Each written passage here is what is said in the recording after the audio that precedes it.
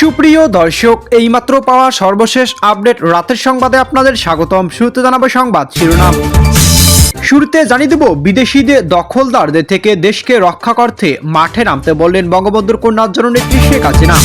এদিকে আজ 24শে জানুয়ারি চট্টগ্রাম গণহত্যা দিবস, নেতাকর্মীদের মানব ঢালে রক্ষা পান শেখ হাসিনা। থাকছে বিস্তারিত।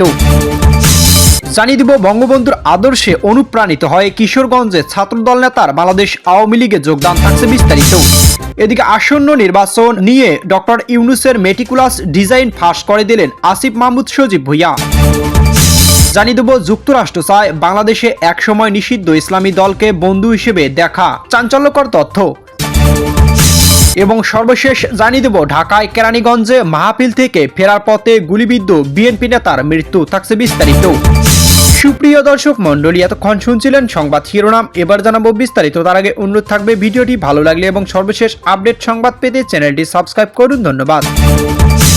বিদেশি দখলদারদের থেকে দেশকে রক্ষা করতে মাঠে নামতে বললেন বঙ্গবন্ধুর কন্যা জননেত্রী শেখ হাসিনা। উর্বর ভূমির দেশ বাংলাদেশ আজ এক ইতিহাসের সবচেয়ে বিপজ্জনক মোড়ে দাঁড়িয়ে এমন মন্তব্য করে দেশের সার্বভৌমত্ব রক্ষার আহ্বান জানিয়েছেন আওয়ামী লীগ সভানেত্রী ও সাবেক প্রধানমন্ত্রী শেখ হাসিনা। ভারতের রাজধানী নয়াদিল্লিতে ফরেন কনসেপ্টেড ক্লাব অব সাউথ এশিয়া আয়োজনে বাংলাদেশ হিউম্যান রাইটস ওয়াচ এর সংবাদ সম্মেলনে ভার্চুয়ালি যুক্ত হয়ে তিনি অভিযোগ এবং আহ্বান জানান। শেখ হাসিনা বলেন, বঙ্গবন্ধুর নেতৃত্বে স্বাধীন হওয়ার দেশটি আজ উগ্রবাদী মব বাহিনী আক্রমণের শিকার। সাম্প্রদায়িক গোষ্ঠী বিদেশি দখলদারদের নিয়ন্ত্রণে চলে গেছে। পুরো দেশ যেন এক বিশাল কারাগার এবং মৃত্যুর উপত্যকা। তিনি দাবি করেন, দেশের অগ্রগতি ধারা বাধাগ্রস্ত করতে একটি শক্তিশালী চক্র মেটিকুলাস ডিজাইনে হামলা চালিয়েছে। তার ভাষায়, 5 আগস্ট জঙ্গিদের দিয়ে পরিকল্পিত হামলা করিয়ে আমাদের নির্বাচিত সরকারকে ক্ষমতাচ্যুত করা হয়েছে। দেশের জনগণের প্রতি সরাসরি আহ্বান জানিয়ে তিনি বলেন, এই দেশের সাহসী ও কর্মক্ষম মানুষ লড়াই ছাড়বে না। আওয়ামী লীগ দেশের জনগণের পাশে আছে। যে দেশ আপনাদের থেকে ছিনিয়ে নেওয়া হয়েছে সেই দেশকে বিদেশিদের হাত থেকে রক্ষা করতে হবে।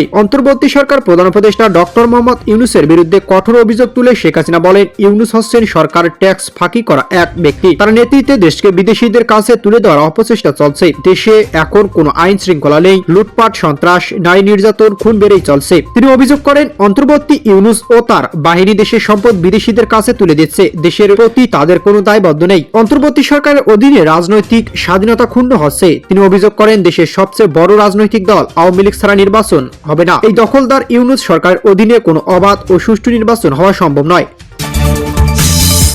আজ 24শে জানুয়ারি চট্টগ্রাম গণহত্যা দিবস, নেতাকর্মীদের মানব ঢালে রক্ষা পান শেখ হাসিনা। স্বৈরাচার বিরোধী আন্দোলনে উত্তাল সময়কার কথা।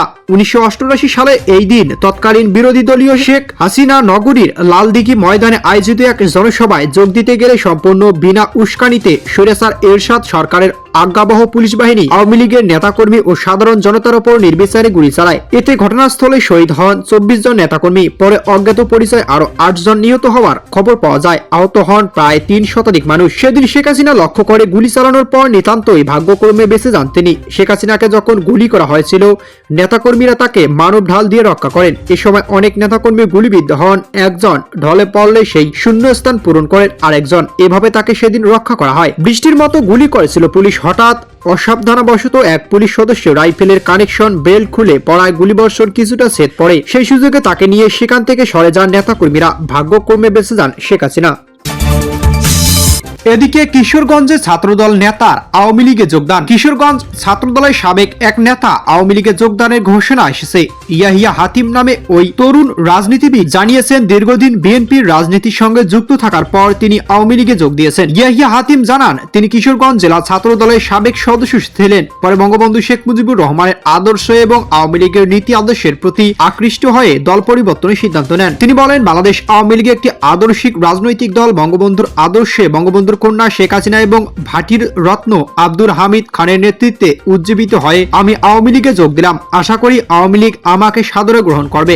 আজ থেকে আওয়ামী লীগের একজন কর্মী। এদিকে কিশোরগঞ্জে বিএনপির প্রতিষ্ঠাতা সভাপতি জিয়াউর রহমানের সরকারের স্বাস্থ্য প্রতিমন্ত্রী ডাক্তার আবুল আহমদ ফজলুল করিমের ছেলে অ্যাডভোকেট ফয়জুল করিম মুবিনের আওয়ামী লীগের যোগ দেওয়া নিয়েও আলোচনা জন্ম দিয়েছিল।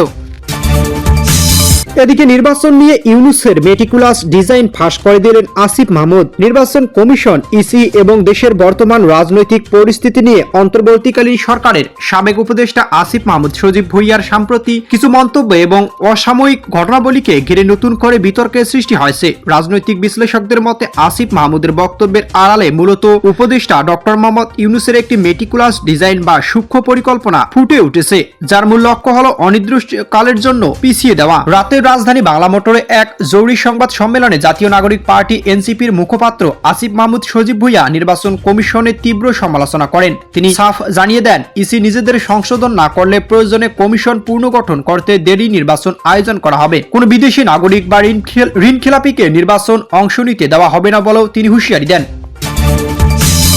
এদিকে যুক্তরাষ্ট্র চায় বাংলাদেশের এক সময় নিষিদ্ধ ইসলামী দলকে বন্ধু হিসেবে দেখার ওয়াশিংটনের পোস্ট। আগামী মাসে ভোটে বাংলাদেশ এই দেশের সবচেয়ে বড় ইসলামী দল জামাত ইসলামী সম্ভবত সর্বোচ্চ সাফল্য অর্জনের পথে। এমন পরিস্থিতিতে মার্কিন কূটনৈতিকরা দলটির সঙ্গে একযোগ এবং গণসংযোগ বাড়ানোর চেষ্টা করছে। ওয়াশিংটন পোস্টে হাতে পাওয়া অডিও রেকর্ডিং অনুসারে জামাত ইসলামী দল বাংলাদেশের ইতিহাসে একাধিকবার নিষিদ্ধ হয়েছে। সর্বশেষ শেখ হাসিনা সরকারের সময় দলটি ঐতিহ্যগতভাবে শরিয়া আইন অনুযায়ী শাসন ও নারীদের কাজের ঘণ্টা কমানোর পক্ষে অবস্থান নিয়েছে। তবে সাম্প্রতি সময় তারা নিজেকে দুর্নীতি নির্মূলের দিকে মনোনিবেশ করে নতুনভাবে উপস্থাপন করার চেষ্টা করছে। কূটনৈতিক দূতাবাসের মুখপাত্র মনিকা শি বলেছেন, ডিসেম্বরে হওয়া আলোচনায় ছিল একটি রুটিন দা অফ রেকর্ড বৈঠক। অনেক রাজনৈতিক দল নিয়ে কথাবার্তা হয়েছে এবং যুক্তরাষ্ট্র কোনো দলকে সমর্থন করে না। তারা নির্বাচিত যে কোনো সরকারের সঙ্গে কাজ করবে। শেখ হাসিনা পতনের পর বাংলাদেশের রাজনৈতিক পরিস্থিতি চরম পরিবর্তনের মুখে। নোবেল বিজয়ী অর্থনীতিবিদ মোহাম্মদ ইউনূসের নেতৃত্বে একটি অন্তর্বর্তী সরকার গঠিত হয় এবং ফেব্রুয়ারিতে ভোট দেশের জন্য গণতান্ত্রিক মোড়ের সূচনা হিসেবে দেখা যাচ্ছে। মাইকেল কুগেনম্যান আটলান্টিক কাউন্সিল এবং দক্ষিণ এশিয়া সিনিয়র ফেলো বলেছেন, মার্কিন যুক্তরাষ্ট্র জামাতের সঙ্গে একযোগ এবং সংযোগ বাড়ালে তা ভারত যুক্তরাষ্ট্র সম্পর্কের উপর প্রভাব ফেলতে পারে। ভারত দীর্ঘদিন ধরে জামাতকে পাকিস্তানি সহায়ক হিসেবে দেখছে এবং এটি তার আঞ্চলিক নিরাপত্তার কৌশলের জন্য হুমকি। এদিকে মাহফিল থেকে ফেরার পথে গুলিবিদ্ধ বিএনপি নেতার মৃত্যু। ঢাকার কেরানীগঞ্জ দলীয় কার্যালয়ে গুলিবিদ্ধ হযরতপুর ইউনিয়ন বিএনপি সাধারণ সম্পাদক হাসান মোল্লা চিকিৎসাধীন অবস্থায় মারা গেছেন।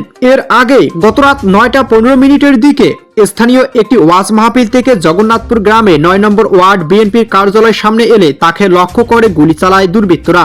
একটি গুলি তার পেটে লাগলেও তিনি দৌড়ে পালাবার চেষ্টা করেন। পরে দুর্বৃত্তরা তাকে লক্ষ্য করে আরো 2টি গুলি করে, সেগুলো তার শরীরে লাগেনি। তার চিকিৎসার আশপাশের লোকজন এগিয়ে এলে হামলাকারীরা পালিয়ে যায়। স্থানীয়রা গুরুতর আহত অবস্থায় তাকে উদ্ধার করে প্রথমে রাজধানী স্কয়ার্ড হাসপাতালে, পরে ঢাকা মেডিকেল কলেজ হাসপাতালে ভর্তি করে উন্নত চিকিৎসার জন্য সেখান থেকে রাজধানী হোলি ফ্যামিলি হাসপাতালে ভর্তি করা হয়, অপারেশন হয়। এদিকে আজ বিকেল 3:30টার দিকে চিকিৎসাধীন অবস্থায় তিনি শেষ নিঃশ্বাস ত্যাগ করেন।